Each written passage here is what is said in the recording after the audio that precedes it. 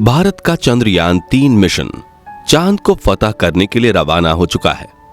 14 जुलाई 2023 के दिन दोपहर के 2:35 पर बाहुबली चंद्रयान-3 ने श्रीहरिकोटा के सतीश धवन स्पेस सेंटर से एक सफल उड़ान भरी और अब चंद्रयान-3 अंतरिक्ष में पहुंचकर धरती के आसपास इलिप्टिकल रूट में एंट्री ले चुका है, जिसमें सफर करते हुए स्पेस क्राफ्ट धीरे धीरे पृथ्वी से दूर और चांद के पास जा रहा है।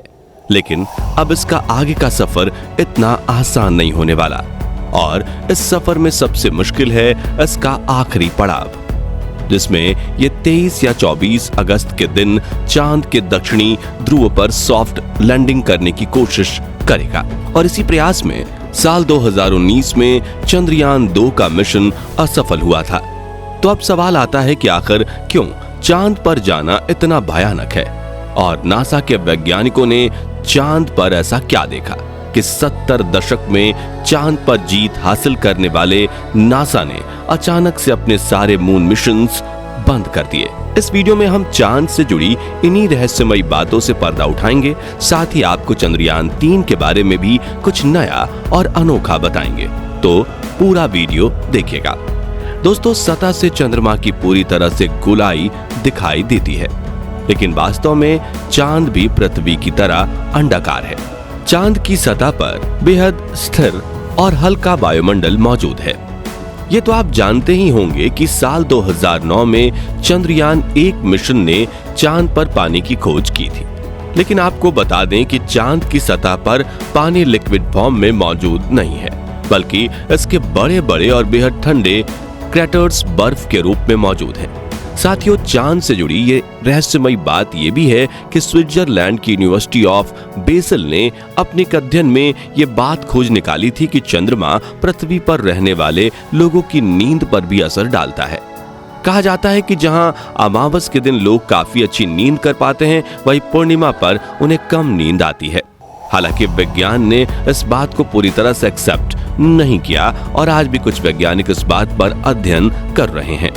दोस्तों, चांद की जमीन काफी ऊबड़-खाबड़ है और इसमें कई बड़े बड़े क्रेटर यानी गड्ढे मौजूद हैं, जो इतने बड़े हैं कि पिछले करोड़ों सालों से इनके अंदर सूरज की रोशनी तक नहीं पहुंच पाई है।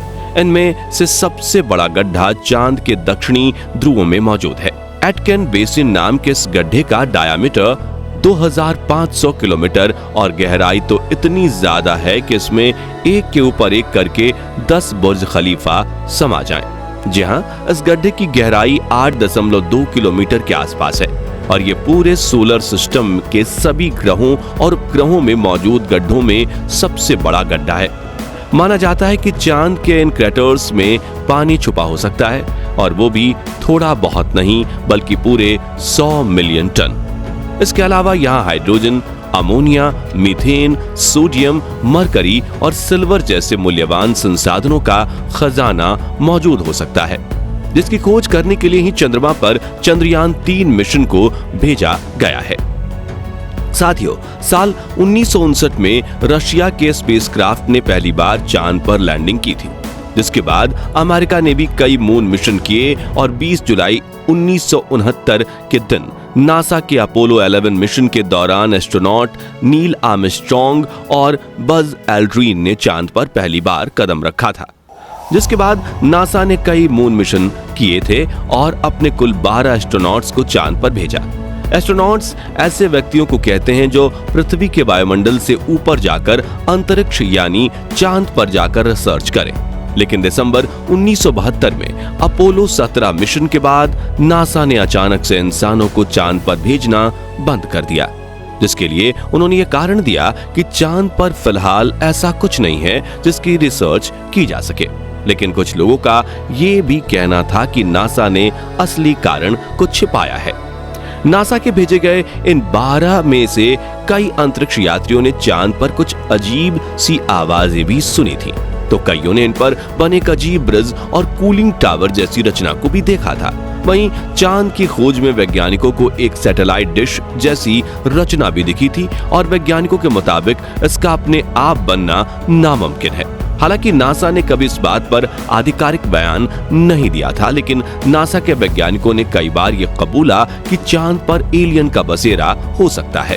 खैर, चांद पर एलियन हो सकते हैं या नहीं, इस बारे में अपनी राय हमें कमेंट में आप बता सकते हैं। फिलहाल यहाँ सबसे ज्यादा गौर करने वाली बात यह है कि ये सभी मिशन चांद के उत्तरी ध्रुव पर किए गए थे, जहां पर लैंडिंग करना चांद के दक्षिणी ध्रुव के मुकाबले काफी ज्यादा आसान माना जाता है।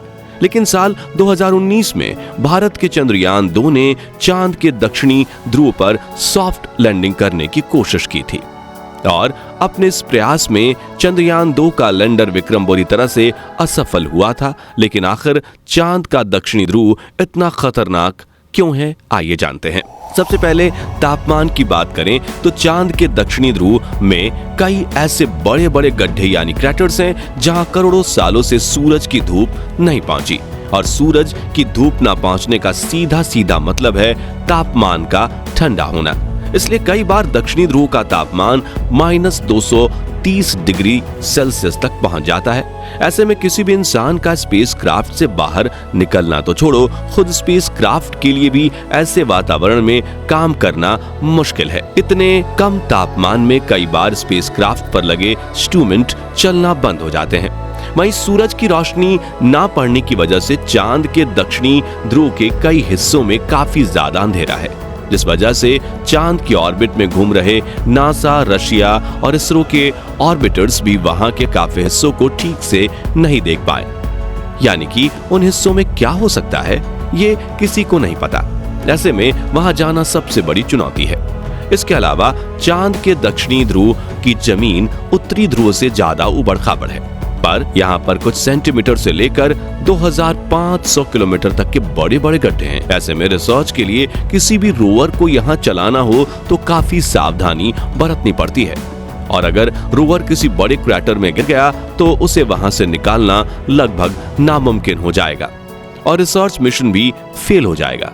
इस बात को ध्यान में रखते हुए इसरो ने चंद्रयान 3 के प्रज्ञान रोवर में सेंसर्स और नेविगेशन कैमरास लगाए हैं। अब सवाल आता है कि चंद्रयान 2 का विक्रम लैंडर चांद की सतह पर सॉफ्ट लैंडिंग करने में क्यों फेल हुआ था। तो बता दें कि इसरो के मुताबिक धरती से चांद की दूरी करीब 3,84,400 किलोमीटर है। ऐसे में इतनी दूरी पर लैंडर से डीप स्पेस कम्युनिकेशन बनाए रखना काफी मुश्किल होता है, क्योंकि इतनी दूरी पर रेडियो सिग्नल्स वीक हो जाते हैं और एंटेना से बहुत ज्यादा बैकग्राउंड नॉइज आता है। साथ ही अपनी कक्षीय गति यानी कि ऑर्बिटल मोशन की वजह से चांद लगातार अपनी पोजीशन बदलता रहता है। ऐसे में तय की गई लैंडिंग साइट पर पहुंचने के लिए लैंडर को भी सही मोशन पकड़े रहना पड़ता है।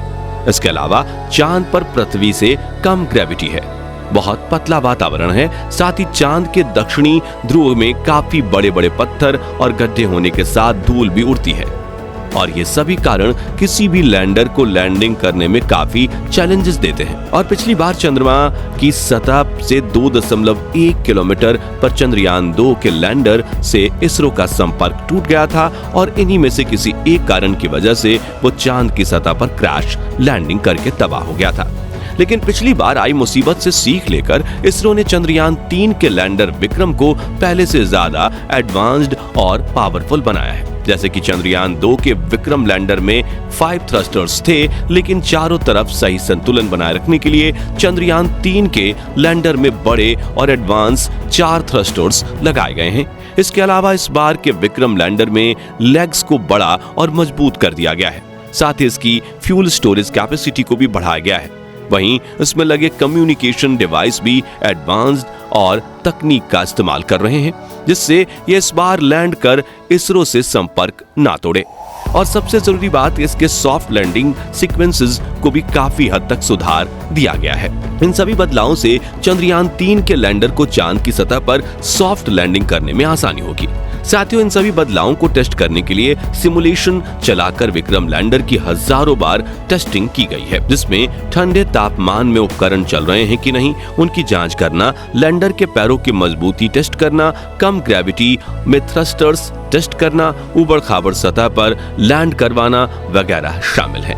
वह इसकी लैंडिंग साइट यानी चंद्रमा की धरती पर उतारने की जगह को भी पहले से ज्यादा बढ़ाकर 4x2.4 किलोमीटर की लोकेशन चुना गया है। और यदि सब कुछ प्लानिंग के मुताबिक रहा तो 23 या 24 अगस्त के दिन विक्रम लैंडर को चांद की सतह पर लैंड करवा दिया जाएगा। दोस्तों, अगर इस बार चंद्रयान 3 का लैंडर चांद पर बिल्कुल सही तरीके से सॉफ्ट लैंडिंग करता है तो अमेरिका, रशिया और चीन के बाद भारत वो चौथा देश होगा जो चांद पर सॉफ्ट लैंडिंग करेगा। साथ ही हमारा भारत वो पहला देश बनेगा जिसने चांद के सबसे भयानक हिस्से यानी साउथ पोल पर लैंडिंग की है, जिससे स्पेस रिसर्च की फील्ड में भारत का नाम सबसे ऊंचा हो जाएगा। तो साथियों, अगर आप भी हमारी तरह यही चाहते हैं कि चंद्रयान 3 मिशन में भारतीय स्पेस एजेंसी इसरो को अपार सफलता प्राप्त हो तो कमेंट बॉक्स में इसरो को अपनी दुआएं जरूर दीजिए। साथ ही जानकारी पसंद आई हो तो वीडियो को लाइक शेयर जरूर कीजिए और चंद्रयान 3 मिशन से जुड़ी हर पल की खबर पाते रहने के लिए हमारे चैनल को सब्सक्राइब करके बेल आइकन जरूर प्रेस कर दीजिए। धन्यवाद।